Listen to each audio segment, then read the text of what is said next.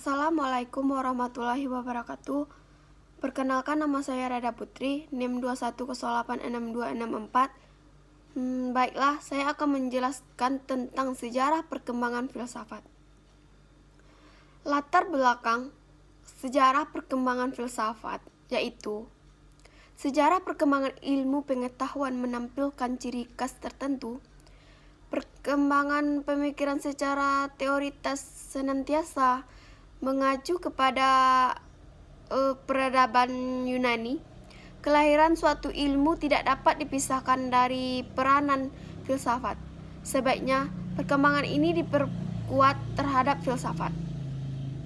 Orang lain yang mampu memberikan penilaian secara objektif dan tuntas serta pihak lain yang melakukan penilaian sekaligus memberikan arti, itu adalah pengetahuannya disebut filsafat. Ditinjau dari segi historis, hubungan antara filsafat dan ilmu pengetahuan mengalami perkembangan yang sangat menjolok. Pada permulaan sejarah filsafat ini sejarah filsafat di Yunani, filosofi meliputi hampir seluruh senantiasa teoritis, tetapi dalam perkembangan ilmu pengetahuan di kemudian hari, ternyata juga kita lihat ada kecenderungan yang lain. Mengetahui perkembangan filsafat sangatlah penting peranannya terhadap perkembangan pemikiran manusia untuk kedepannya.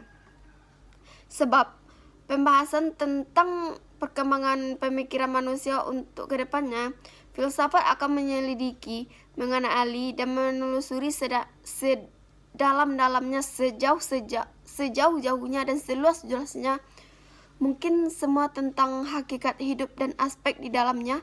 Dalam hal ini, kita bisa mendapatkan gambaran bahwa filsafat merupakan akar dari semua ilmu dan pengetahuan yang berkembang di muka bumi ini. Yang pertama, sejarah filsafat pada periode Yunani Romawi. Orang Romawi mulai mempelajari filsafat sejak sekitar 2000 sebelum Masehi.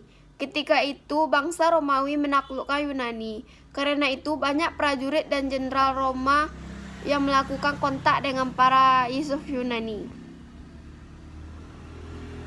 Kira-kira 100 tahun kemudian, pada masa Kaisar Claudius dan Nero, seorang filsuf bernama Seneca menulis esai mengenai filsafat Stoik. Pada masa-masa akhir kekaisaran Romawi, banyak pria dan wanita. Ketiga, pada zaman pra-Yunani kuno. Pada zaman ini, manusia masih menggunakan batu sebagai alat bantu, karena itu zaman itu disebut dengan zaman batu.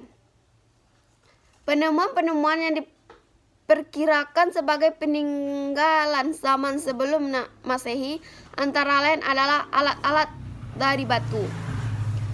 Alat-alat dari batu, yang pertama tulang belulang hewan, yang kedua sisa beberapa tanaman, yang ketiga tempat penguburan, yang keempat tulang belulang manusia purba.